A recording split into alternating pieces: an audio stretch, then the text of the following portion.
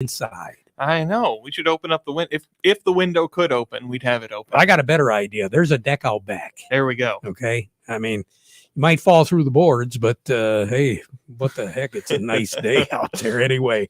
Speaking of nice, not only are we looking at some pretty nice weather right now, but it does look like the sun is going to stick around with us for the rest of the day. We'll have a little cloud here and there, but for the most part, not too bad.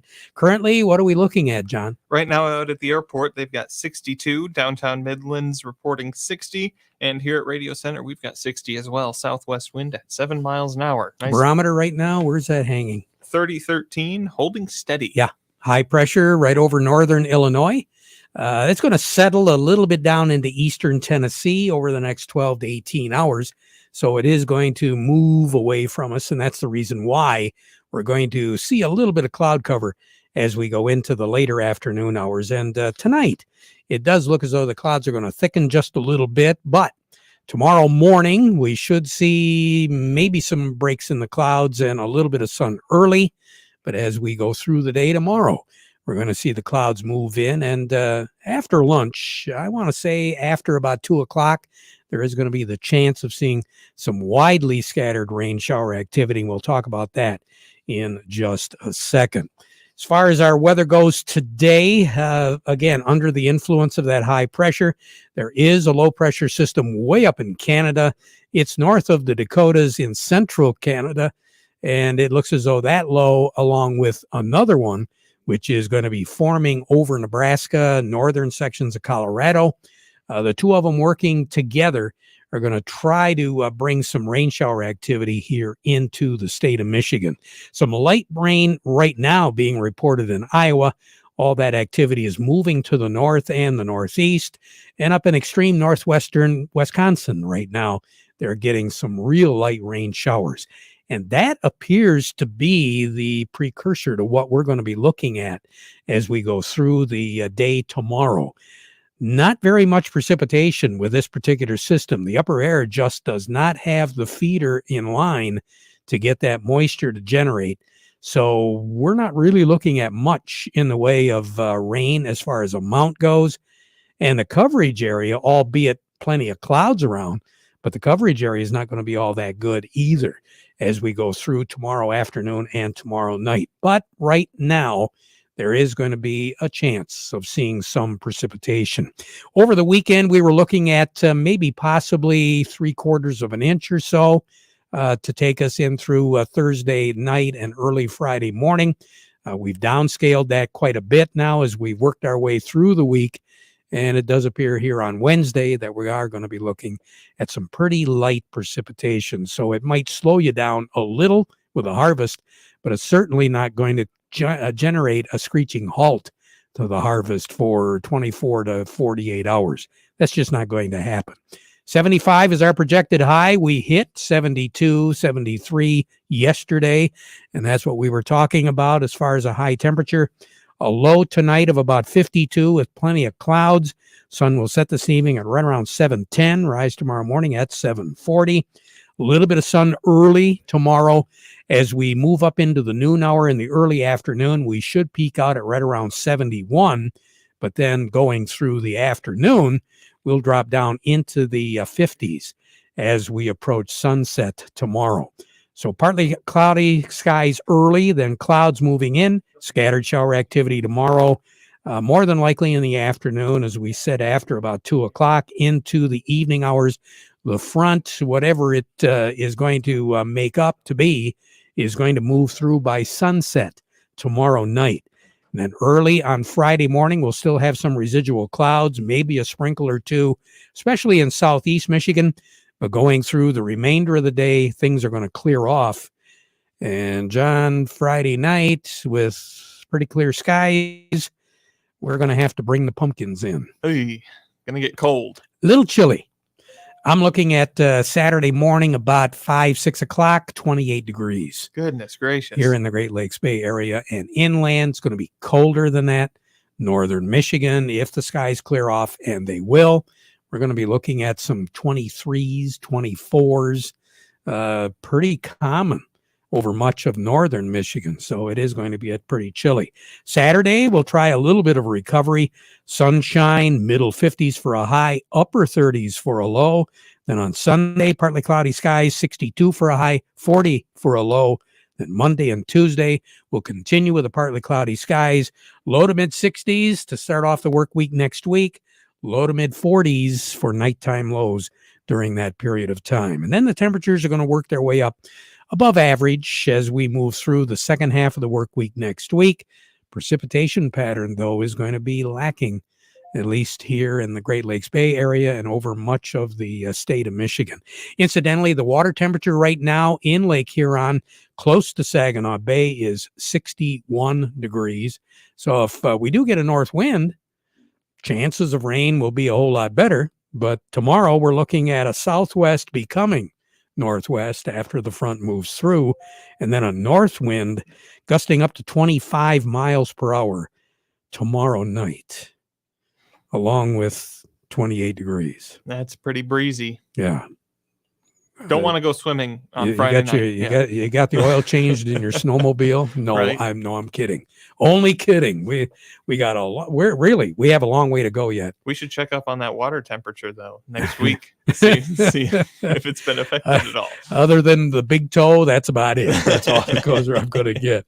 More on the weather as we go through the broadcast. Who we got standing by? We're going to head over to Star of the West and talk with Cody Harris for our market report today. But first, we want to remind you that our weather forecast brought to you by the folks at Nutrien Ag Solutions.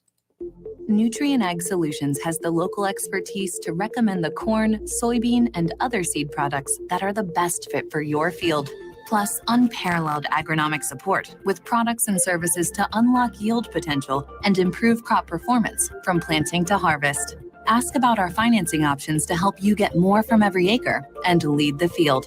Visit your local Nutrien Ag Solutions branch or go to nutrienagsolutions.com.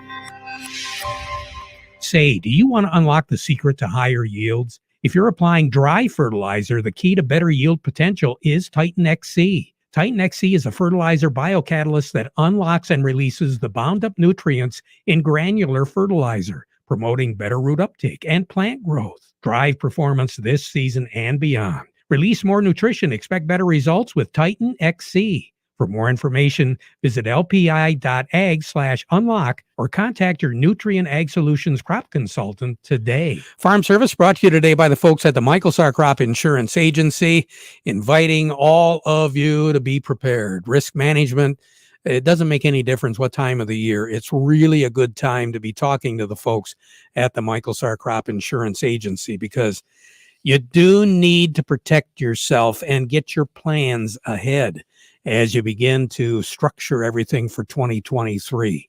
They are licensed to serve all of Michigan with both conventional and organic crop insurance. You can get a hold of their agents on their cell for questions or emergencies, or you can call the office 989-868-4722.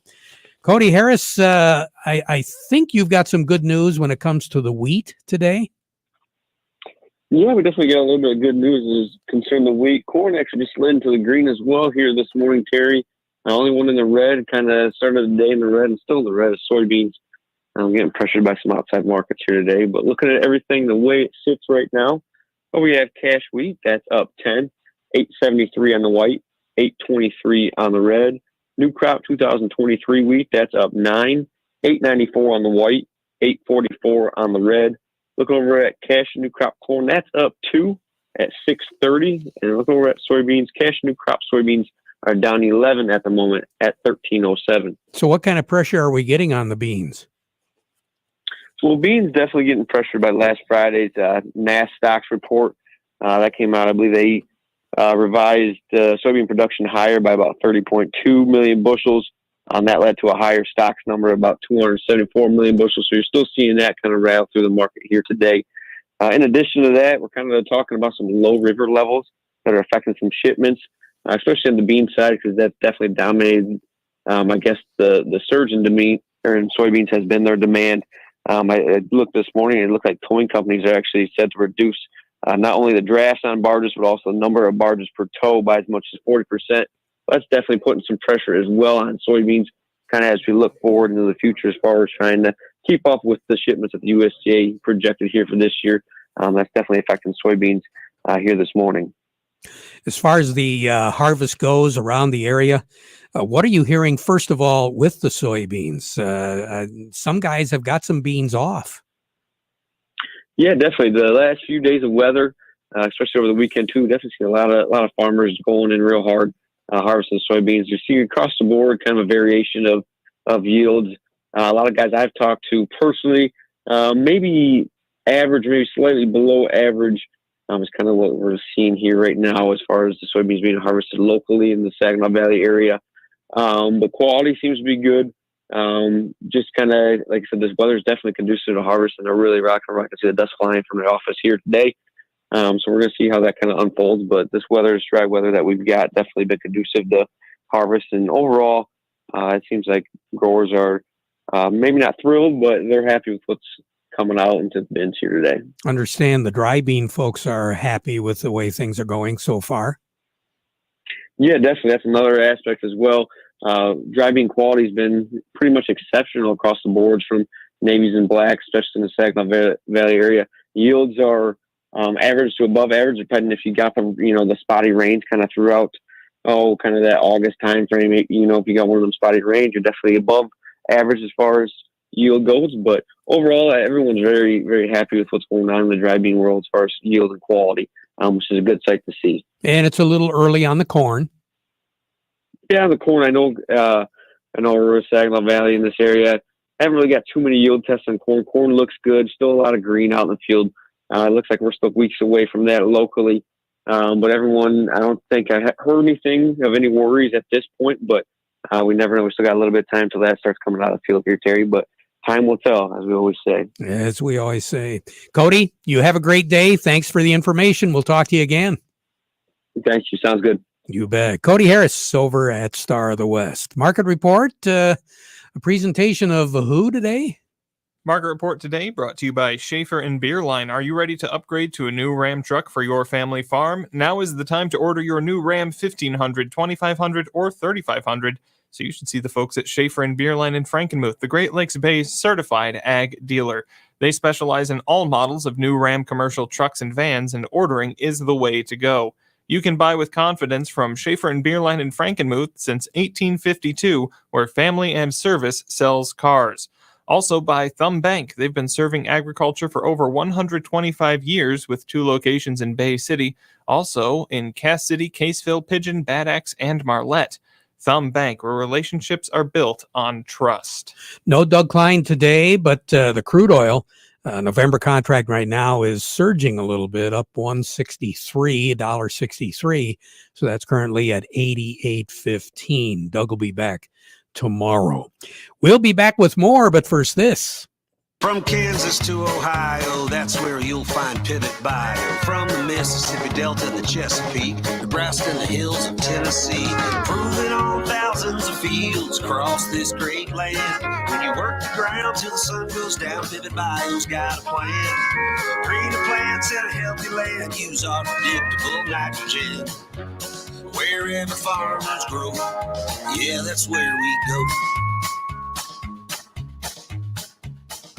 A ProBox has enough seed to plant 125 acres of corn. Now, if you wanted to put 40 pounds of nitrogen on those acres, you'd need 1,200 gallons of anhydrous, or 1,700 gallons of UAN, or 5 tons of urea. But what if that amount of nitrogen was already on your seed? Pivot Bio is now putting nitrogen on seed. The first company to ever apply nitrogen on seed. The nitrogen you need now on seed from Pivot Bio. Learn more at pivotbio.com. Farm Service brought to you by the folks at Quality Roasting of Reese, offering competitive, consistent prices for your soybeans. Give them a call for a quote today. And by Steiner Tractor, new parts for old tractors made easy. All you got to do is give them a call at 800-234-3280 or go to their website at steinertractor.com. Doesn't make any difference what you got, old, new, but especially the old. Alice Chalmers, Case, Cockshut, Ford, International, John Deere, Massey, Minneapolis, Moline, Oliver. They got the warehouse well stocked to take care of what you need. So give them a call if you need it, and they'll be more than happy to take care of you at Steiner Tractor Parts. Jerry Samolsky joining me right now over at Bay Landscaping and Garden Center. Jerry, the beautiful days continue. They sure do, Terry. And just want another quick reminder about planting spring bulbs. So you plant them now for that spring flower. Those are the tulips, daffodils, crocus, hyacinths. Those all go in the ground now, so you can have that beautiful display early in the spring. Just a lot of things to be doing. Getting ready to get trimming done when we can start seeing the seeing the branches after the leaves drop. That's coming up real soon. And again, fertilizing and weed killing is the time. It sure is. If the weeds are green, they're ready for some killing. That's true. But this time of year, they really take it up, and you get a very good control with less product, and it's just a great time to kill weeds. So take your frustrations out on the weeds. Hey, there you go. Plant of the week tomorrow, right? Yes, sir. Okay, we'll look forward to it. Jerry Samolsky, Bay Landscaping and Garden Center in Essexville. The demand for nitrogen has never been higher. Fortunately, Pivot Bio has transformed the way fertilizer is produced and used by farmers. Unlike synthetic nitrogen fertilizers, the cost of Pivot Bio Proven 40 is every bit as consistent as its performance. And since it's been applied in furrow at planting, it is weatherproof. Pivot Bio Proven 40, the only predictable weatherproof nitrogen around. So turn to a better nitrogen with Pivot Bio. Just get a hold of Don Morris at 989-239-2791 or Allie Morris at 989-780-3770. From Nutrient Ag, we have Ed Benkert joining us this morning. Ed, the crops are looking pretty good. And as Cody Harris over at Star of the West mentioned, We've been looking at some pretty good quality soybeans out there. Wouldn't you agree? Yeah, Terry, preliminarily talking to our crop consultants throughout the entire state, the good fields, the yields, I'm hearing a lot of 60s, even some 70s, and some of the soil types that did get some rain and some of the heavier soils. And even the lower yielding environments are hanging in there pretty good in the 40s and 50s. So overall, I think the guys I've talked to are pleasantly surprised that the yields are pulling off. And a lot of this really, Ed, has to do with a warmer summer and a drier summer, but not a hot summer, because in other parts of the country, they not only had dry weather, but they had hot weather too. Yeah, as you and I talked about a little while ago, I mean, Michigan's surrounded by the Great Lakes. We certainly, in a lot of areas, were extremely dry, but I think the temperatures that we received, mid to upper 80s in a lot of cases, was 5 to 10 degrees less than what they experienced in the Western Corn Belt, which pulled quite a bit more yield off and put a lot more stress on these crops. And the Great Lakes kind of cushion us a little bit, and we get the dews in the morning. And my grandfather always told me we made a lot more money in a dry year than a wet year in Michigan, and I think this year kind of looks like that right now. It sure does. Real quick, wheat planting, what are we seeing so far? Well, the dry conditions and the earlier harvest as compared to last year has really been conducive to get wheat planted, and right now we probably want to be in the upper 1.6, 1.8, maybe 2 million seeds per acre area. And as we get later into the fall, this week or two, kick up those seeding rates a little bit and make sure we get the fall starter fertilizer applied. And I'd finally take some notes on some of these problem areas and get them checked out, get some soil testing done. I'm looking at some fields that have been tilled already, fall tillage, and it looks as though it's been working pretty good. Yeah, I mean, to get a really good job of breaking up that layer of compaction, the dry conditions really allow us to get in there and penetrate and bust that soil up. As compared to last fall when it was so wet, we either didn't get it done or had a hard time doing a good job of shattering the soil. So, yeah, it's a great opportunity to get out there and get some fall tillage and bust up that compaction layer. Always good to talk, Ed. You take care. Have a great day, okay? Yeah, you too. Thank you, Terry. You bet. Ed Benkert with Nutrient Ag. We'll be right back. Soil prep for next year begins as soon as the harvest is over. Don't miss out on nutrients you can return to your soil. Applying a Dairy Dew compost blend accelerates the conversion of crop stubble into next year's plant food. That remaining plant material is full of nutrients that you want to return to the soil. Dairy Dew blends from Morgan Composting, like K2, Gypsum Plus, and Layer Ash blend with gypsum, helps with decomposition, releasing those nutrients for next year's crops while also adding good biology and other missing nutrients to your soil. Like a lot of things right now, supplies are limited, so contact Morgan Composting to place your order for fall and lock in your price now. Crops don't wait. The seasons don't wait. You shouldn't wait. Address soil health now for better yields next year. Not sure which is the best Dairy Dew compost blend for your fields? Contact a soil health expert at Morgan Composting for a consultation and soil testing. Call today or visit dairydew.com to learn more. How do you make the most of your land? Well, it depends who you ask. If you ask the Wrens or the Caggianos, who run with us on John Deere mowers, they'd tell you. I mow first, then I do all the trimming. Get as much done in advance as possible. I jump out of the house, a cup of coffee, and I'm at work. But the Upshaws, the Hubbards, and the Allens who work behind the wheel of John Deere compact tractors would say, something that's worth doing isn't always easy. If it's something you want, just go after it and try it. And most of all, I'll make the earth take the shape that I want it to take. Then there's the Nelsons and the Mosers, who may mention from the seat of their Gator UTVs. It's important to just take it one day at a time. You can't be all working up, right? The most fun we have on the Gator is just ripping around the property. It's a way of life. There are millions of ways to make the most of your land. How will you make the most of yours? Nothing runs like a Deere. Contact one of Tri-County Equipment's 11 locations in Bad Axe, Birch Run, Burton, Caro, Fenton, Lapeer, Marlette, Reese, Rochester Hills, Saginaw, or Sandusky, or visit Tri-County Equipment online at tricountyequipment.com. Tough job? You need a tough tractor. That's what you get with an all-new John Deere compact tractor from Hudson. Ranging from 23 to 66 horsepower, standard four-wheel drive and diesel engine, it makes light of hard work. Get up to $2,250 off. And did we mention 0% for 84-month financing? Visit your nearest location or find out more at HudsonInc.com.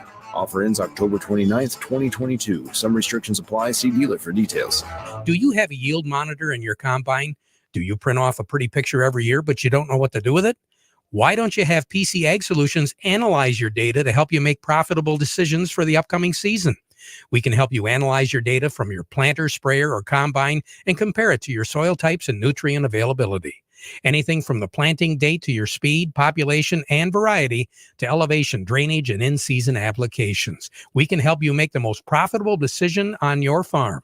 Call us today, 989-868-4444. We'll be back at 12:30 with an update, so you stick around for that. Now we conclude our program with the playing of our national anthem.